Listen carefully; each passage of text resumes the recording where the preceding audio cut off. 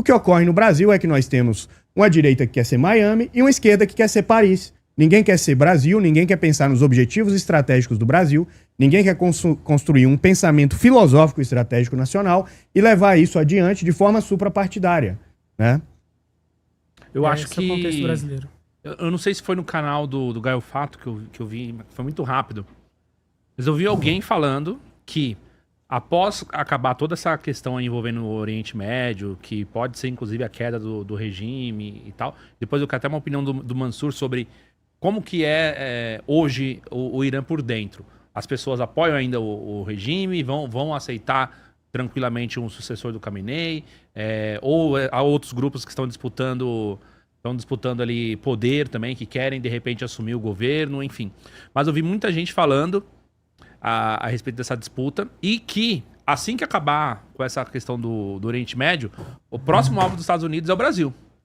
Porque o Brasil, principalmente agora que saiu um relatório aí de uma célula, um grupo de inteligência que estaria atuando no Brasil, que estaria repassando informações e tal, e de que, de alguma forma, os Estados Unidos viria para cima do Brasil, e eu não sei se dá para colocar dessa forma, mas essa célula seria uma célula de pessoas na área de inteligência, ou seja, estariam passando informações do governo, passando informações estratégicas, entendeu? Estaria coletando quem são as pessoas que trabalham, que apoiam o regime e tal. Se essas pessoas estão no Brasil, existe um grupo organizado para isso, seria o suficiente para os Estados Unidos partir para cima da nação.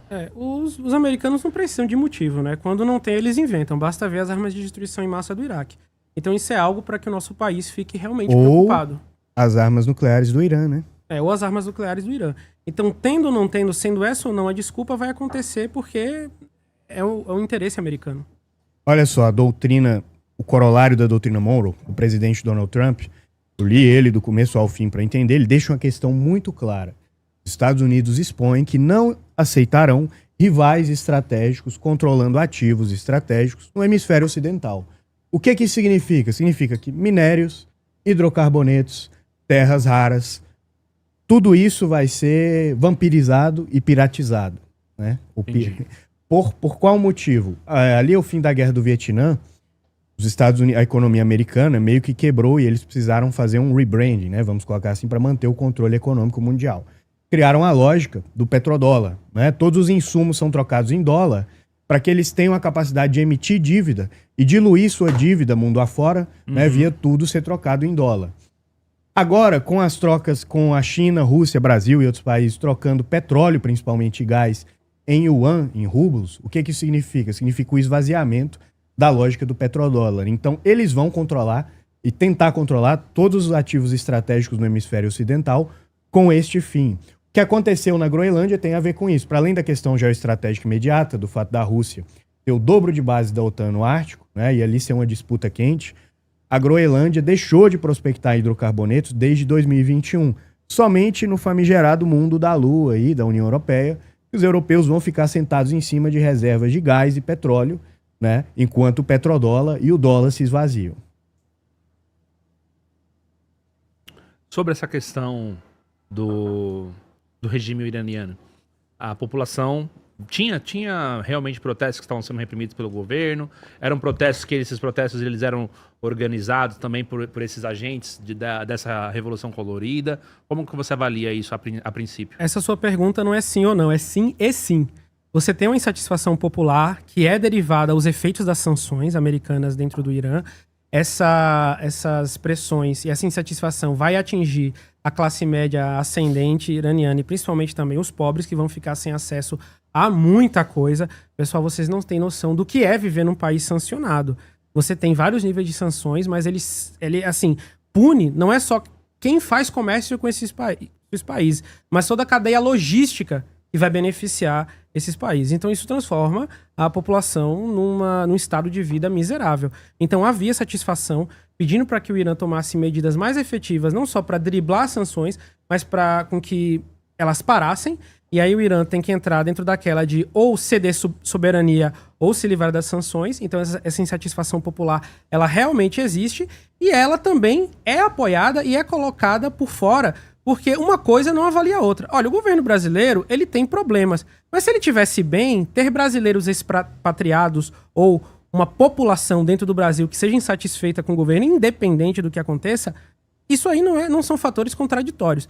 Então, o que você tem no Irã contemporâneo, você tem aquela insatisfação com o ser do Estado, que apesar de ser majoritariamente de população muçulmana, você tem uma parte substancial do Irã que é secularizada e que queria um governo muito mais parecido com o que o Mossadegh tinha, né, que foi derrubado pelos Estados Unidos na Operação Ajax. Mas o Irã é um país muçulmano e é um país também religioso. E muitas pessoas são reformistas do que está colocado como governo do jurista hoje no Irã. Então as duas coisas são realidades. Mas também a gente precisa colocar em voga que o que a gente tem de insatisfação no Irã não se resume a liberalizar ou não liberalizar a estrutura do governo. Você também tem um separatismo dentro do Irã. Separatismo curdo, separatismo baluque, separatismo de várias etnias. Azeri, né, ali da região que vai ter a circunvizinhança iraniana. Isso também vai se somar. E tal qual na Operação Ajax, assim, leiam o livro Todos os Homens do Chá. Tal qual na Operação Ajax, você vai ter a utilização de indivíduos de minorias étnicas e de países ao redor para infiltrar o Irã e aumentar o tamanho dos protestos, e não só isso, mas cometer crimes dentro dos protestos para que a repressão governamental seja tão dura quanto, para utilizar isso como propaganda para fora do mundo, para dizer, olha como estão reprimindo os protestos. Manifestantes no Irã, gente, arrancaram a cabeça de policiais. Decapitaram policiais, degolaram policiais. Atearam fogo a mais de 600... Muito violento, então. Exato. Atearam fogo a mais de 600 mesquitas e, assim, só explicando aqui dentro um pouco, houve um grande transbordo de milicianos curdos do PAK, do PEJAK e do PKK para dentro do Irã, via fronteira com o Iraque e via fronteira com a Armênia, né? E com o Azerbaijão, com o Azerbaijão, não com a Armênia. Armados e treinados pelo MI6 britânico, o Mossad israelense, né? E a CIA.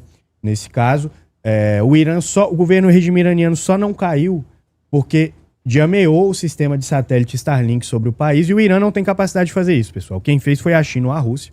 Eu aposto mais no MSS chinês nesse caso aqui, né? Então, na minha humilde opinião, se um grupo armado pelo estrangeiro aparece dentro de um país matando forças de segurança, isso esvazia profundamente, né, a legitimidade daquelas manifestações.